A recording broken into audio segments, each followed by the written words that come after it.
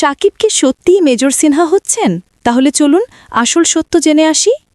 সেনাবাহিনীর অবসরপ্রাপ্ত কর্মকর্তা মেজর সিনহা মোহাম্মদ রাশেদ খান ২০২০ সালের ৩১ জুলাই কক্সবাজারের টেকনাফে পুলিশের গুলিতে নিহত হন তিনি। ঘটনাটি তখন সারা দেশে আলোড়ন তোলে।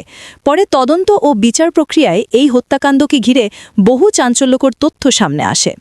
সেই বাস্তব ঘটনার প্রেক্ষাপটে নির্মিত হতে যাচ্ছে একটি পূর্ণদৈর্ঘ্য চলচ্চিত্র। এবার সেই সিনেমায় মেজর সিনহার চরিত্রে ঢালিউড মেগাস্টার শাকিব খান অভিনয় করতে যাচ্ছেন বলে সংবাদ মাধ্যমের দাবি।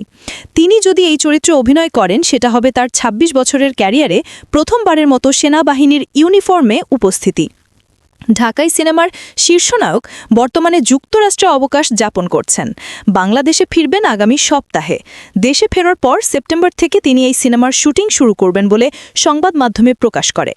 ইতোমধ্যে বিভিন্ন সংবাদ মাধ্যমে এ বিষয়ে খবর প্রকাশিত হয়েছে।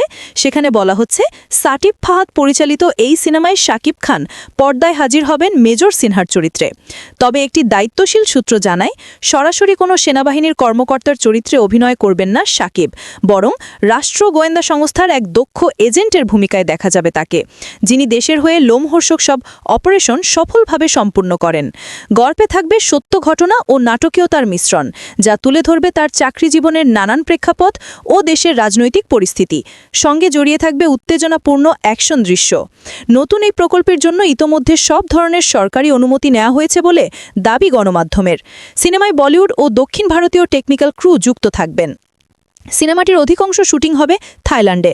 শাকিব খানের বিপরীতে ছোট পর্দার এক জনপ্রিয় অভিনেত্রীকে নেওয়া হতে পারে বলে গুঞ্জন আছে, যদিও এখনও পর্যন্ত কাউকে চূড়ান্ত করা হয়নি। পরিচালক সাকিব ফাহাদ একাধিক সংবাদ মাধ্যমে জানিয়েছেন, সিনেমাটি সত্য ঘটনা অবলম্বনে হলেও কাহিনীতে কিছুটা নাটকীয়তা থাকবে। দেশপ্রেম, অ্যাকশন এবং মানবিক আবেগ সব মিলিয়ে এটি হবে একটি শক্তিশালী গল্পের সিনেমা। আমার প্রিয় বন্ধুরা, আমাদের ভিডিও পেতে চ্যানেলটি সাবস্ক্রাইব করুন।